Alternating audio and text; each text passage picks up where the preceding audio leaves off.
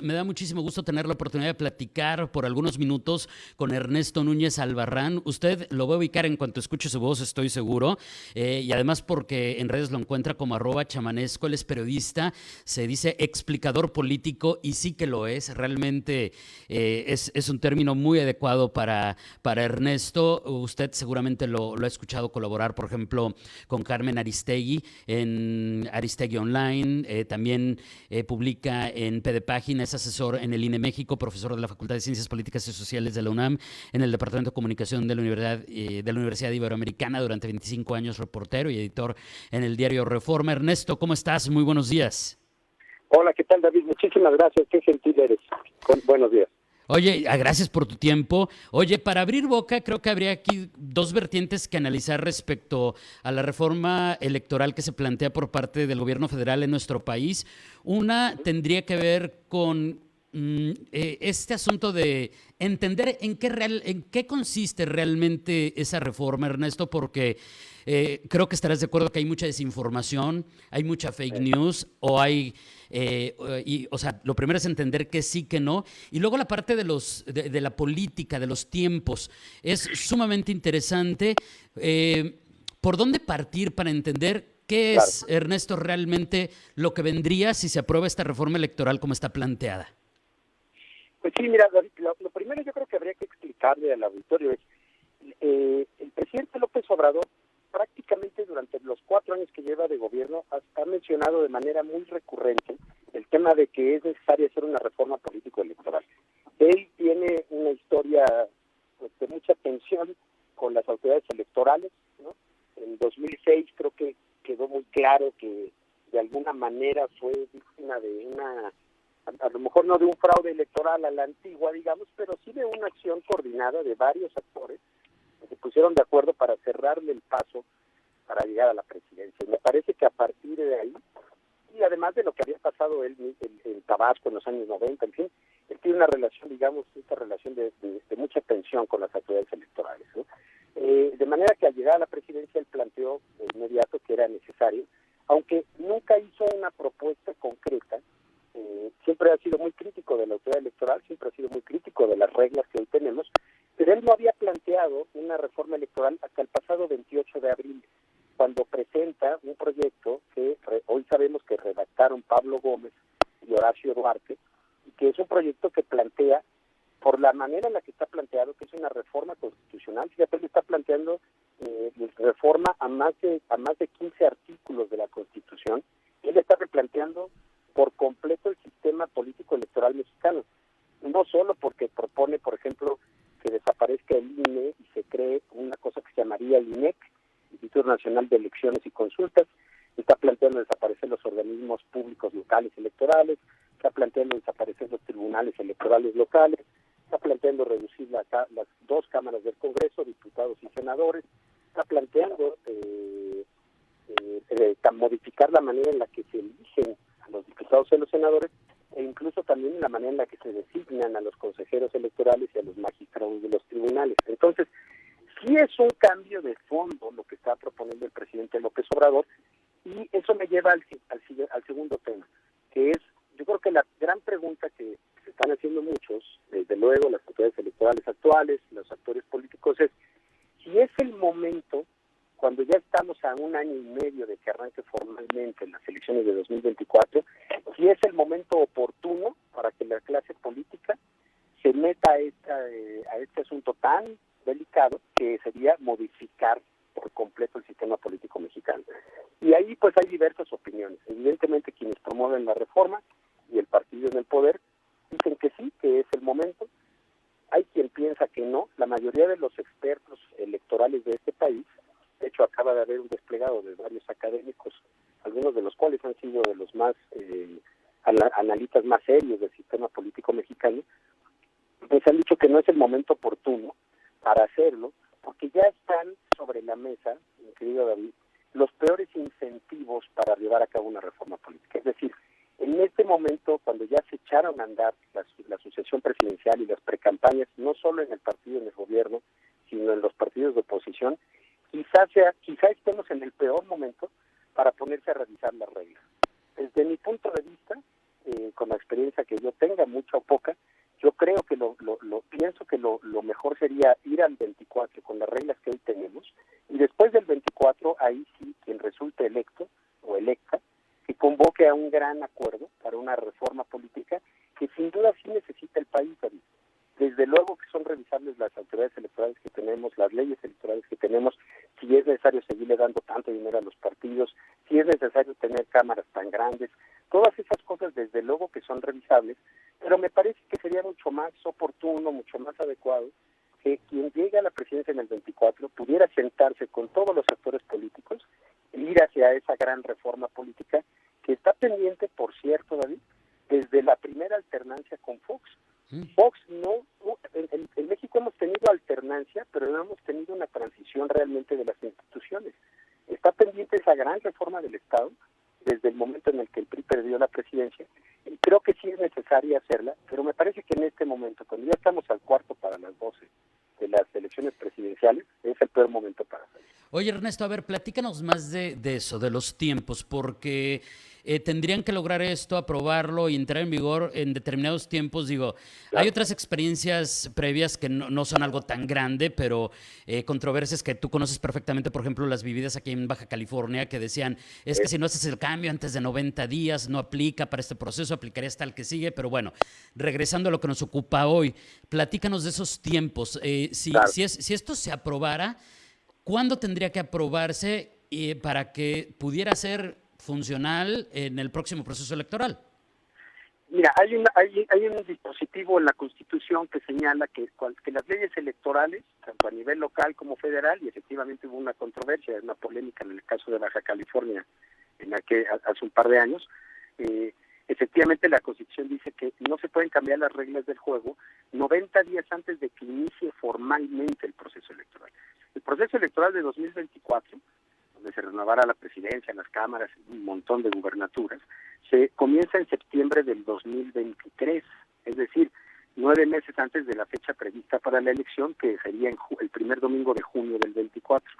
Esto quiere decir que si tú cuentas para atrás desde el 1 de septiembre hacia atrás 90 días, esto te da un límite del 30 de mayo, es decir, el 30 de mayo de 2023 es el último día en el que se puede cambiar cualquier ley, no solo la Constitución, sino la Ley General de Instituciones y Procedimientos Electorales, la Ley de Partidos, la Ley de medios de impugnación, todo este paquete de leyes que conforman la normatividad electoral mexicana. Ahora, yo te mencionaría otros dos plazos.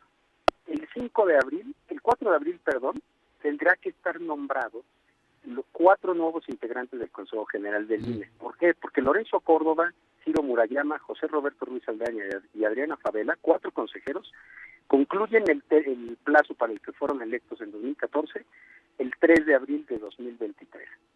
Al día siguiente ya no va a estar Lorenzo Córdoba y Ciro Murayama, independientemente de que la Cámara logre designar o no a los 4 nuevos consejeros.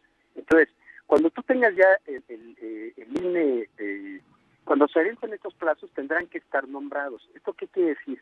Que en febrero del 23 la Cámara tiene que emitir una convocatoria pública para que quien aspire a formar parte de ese consejo se pueda inscribir en un concurso público. Hay un procedimiento muy complejo para llegar.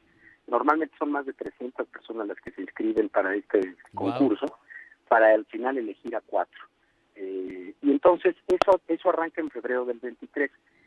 La lógica nos haría pensar que si quieren hacer una reforma tendría que estar lista antes de febrero para que cualquier cambio en el Consejo General, incluso en la integración del Consejo, por ejemplo, sea ya adecuado con los nuevos consejeros. ¿Me explicó? Entonces no tiene ningún caso hacer que nombres primero consejeros y que luego a los propios consejeros les cambien las reglas a los 2 o 3 días de haber llegado. Entonces, ¿eso qué quiere decir? Dado que el periodo ordinario concluye el 15 de diciembre, el periodo ordinario del Congreso, yo te diría que ahí hay otro límite, ahí hay otro plazo, que es la conclusión del periodo ordinario de sesiones que actualmente está en vigor y que concluye el 15 de diciembre. Si el 15 de diciembre no hay un acuerdo para una reforma política, yo francamente lo veo ya muy complicado, David, porque se les van a venir los tiempos encima que tienen que ver con la renovación del Consejo General. Podría ocurrir desde luego y podrían a lo mejor hasta al unísono aprovechar la propia renovación para adaptar las reglas electorales. Morena quiere que sean 7 y no 11 consejeros, por ejemplo. Ahí se abren varios escenarios, pero creo que sí hay, la lógica nos hace pensar que en este periodo ordinario es, digamos, la última oportunidad que tendría esta legislatura para hacer una reforma político-electoral que pudiera influir en las elecciones de 2024. Oye, Ernesto, pero en ese sentido y en este asunto de la guerra política, pues necesitan de la oposición. Es decir, ¿es correcto o no el tema de que si no consigan votos de la oposición, efectivamente esto, como explicas, no sucederá? Sí, porque mira, una reforma constitucional requiere 2/3 partes. Esto quiere decir 336 diputados. Morena no tiene esa cantidad de diputados. A Morena, al PP y al Verde, le faltan 60 diputados más o menos para alcanzar mayoría calificada en la Cámara y aproximadamente 13 senadores para alcanzarla en el Senado. En el caso, por ejemplo, de la reforma esta famosa de la militarización, los consiguieron con el PRI. Ahora, el PRI ha dicho que en lo electoral no va a ir a ese acuerdo. Y hay mucha especulación al respecto, efectivamente. Muchos dicen que el PRI ya pactó, el propio Adán Augusto López hace poco insinuó que ya había un acuerdo con el PRI para avanzar en lo electoral, el PRI lo ha negado, entonces ya veremos. Lo que sí te puedo decir que es un dato específico es que el pasado martes ya se instalaron las comisiones y un grupo de trabajo que van a empezar a realizar el dictamen de la reforma político-electoral.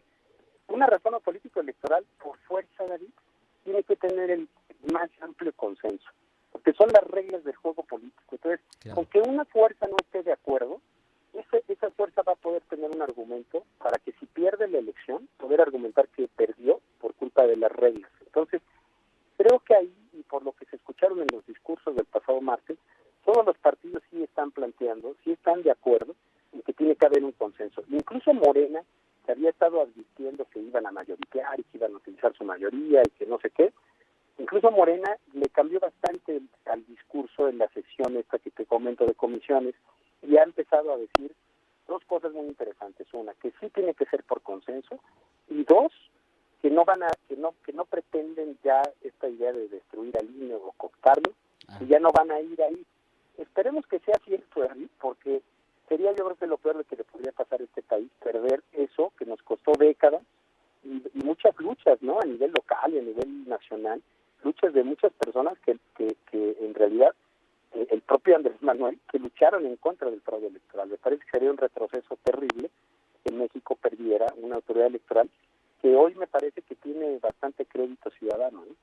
Y entonces, justamente en este último punto, que de hecho ya tenía preparada la pregunta, Ernesto, respecto a si se aprobara, digo, como bien tú ya explicaste, hay que esperar a ver qué sucede, cómo se dan los tiempos, cómo se da la guerra política, si pasa tiempo, cuáles son los elementos. Ya nos explicaste, creo que muy bien, en los que consiste esta reforma electoral. Pero si se aprobara tal y como viene, incluyendo la parte de la disolución del INE, ¿los mexicanos nos debemos de preocupar y de qué nos deberíamos de preocupar? Mira, hay tres cosas que creo que son muy preocupantes de la iniciativa que manda el presidente. Una es esta idea y creo que esa es la peor de todos los contenidos de la iniciativa, que es esta idea de que al INE lo elija el pueblo a través de una votación muy rara. ¿Por qué? Desde 1996 este país logró un gran acuerdo político para sacar de manera definitiva al gobierno de las elecciones. Como sabes, en 1990 se crea el IFE, pero es hasta el 96 cuando se le da plena autonomía, se nombran a los consejeros ciudadanos y gobernación sale de la llamada herradura de la democracia. Es decir, hasta 96 el secretario de Gobernación era el presidente del Consejo General. Después de esta reforma ya no. Y eso nos ha permitido ya varias alternancias en la presidencia, ha permitido que prácticamente todos los partidos lleguen al poder. A nivel local ha habido un nivel de alternancia brutal. Y ese es el sistema electoral que hoy tenemos. ¿Qué se está proponiendo hoy? Que el Ejecutivo proponga a 20 personas, según esto, honorables, que el Congreso elija 20, proponga 20 y que la Suprema Corte proponga 20. Y que esos 60 vayan a unas elecciones, a unas campañas muy raras, que ve tú a saber quién va a financiar, que ve tú a saber quién va a promover, y que de ahí la gente elija, y entonces el que obtenga más votos va a ser el próximo presidente del INE. Eso es lo que está proponiendo. Eso implica regresarle al presidente la mano en el sistema electoral. ¿Por qué? Porque pues, ¿a quién va a proponer el presidente? A quien él considere. Entonces, me parece que ese es el principal retroceso de la iniciativa. Volver a darle al Ejecutivo la posibilidad de meter mano en la autoridad electoral. Eso a mí me parece que es una cosa muy preocupante. Dos, la iniciativa propone el padrón electoral. La iniciativa dice, el gobierno le dará al INE los datos del padrón electoral para generar la lista nominal con la cual vamos a votar los domingos cuando haya elecciones. Es decir, de manera implícita, la iniciativa le quita al INE el control del Registro Federal Electoral. Esto nos regresa también a antes de 1990. Tú probablemente eres más joven que yo, no sé, pero probablemente nos están oyendo muchos jóvenes tu programa. A decirle a esos jóvenes que antes de 1990 en este país, y seguramente lo recordarás, había rasurados del padrón electoral, había gente que nomás no se encontraba, que iba a su casilla y que no estaba porque lo habían rasurado, porque alguien ya sabía que era simpatizante del ingeniero Cárdenas o de Cloutier o de qué sé yo. Eso ocurría en este país porque el padrón lo controlaba el gobierno. Devolverle el control del padrón electoral al gobierno me parece que sería un retroceso terrible. Y finalmente te diría, la manera en la que se está planteando esta reorganización de las cámaras, a mí me parece que es un tema tan serio, el del poder legislativo, que deberíamos de discutirlo más a fondo. A mí esta idea de desaparecer los 300 distritos, hacer listas estatales, lejos de desaparecer a los pluris, que es una de las demandas supuestamente populares que existen, al contrario, aquí lo que vas a tener va a ser prácticamente 300 diputados pluris, porque en cada estado va a haber una lista, la gente va a ir a votar, entonces ya no va a votar por una persona en concreto en su distrito, sino que va a votar de una lista, por decir, en el caso de Baja California, pues a lo mejor los más populares son los de Ensenada. Entonces Tijuana se va a quedar sin alguien de Tijuana representándolo en el Congreso de la Unión. Me parece que también eso, se corre ese riesgo, pues creo que ahí también tendríamos que repensar si esto que está planteando la iniciativa es una buena idea. Creo en definitiva, mi querido David, que sí, vale mucho la pena que la gente se informe muy bien sobre este tema, que tenga una opinión, que lea los documentos que están ahí disponibles, y que pueda conocer a fondo qué es lo que se está discutiendo, porque de aprobarse la reforma tal como se está planteando, sí se está haciendo un cambio absoluto, total, radical, diría yo, del sistema político electoral mexicano. Ernesto, muchísimas gracias. Te agradezco enormemente estas explicaciones. Creo que a muchos ya nos queda mucho más claro lo que podría venir. Ya veremos si hacen ajustes. Como dices, pues ya se abrió la puerta a la no disolución del Instituto Nacional Electoral, que podría ser interesante. Y yo me quedaría en particular con el mensaje de que, claro, es perfectible nuestro sistema, sin duda, que bien lo explicaste también. ¿Algo que agregar antes de despedirnos, Ernesto? Pues simplemente enfatizar esto, tampoco te creas que hay una postura de no le toque nada, evidentemente es perfectible. Hay muchas reglas, por ejemplo, que se crearon y que han hecho muy complejo el sistema electoral. Cuando uno se mete a fondo con los reglas, dices que es una barbaridad, es muy abigarrado.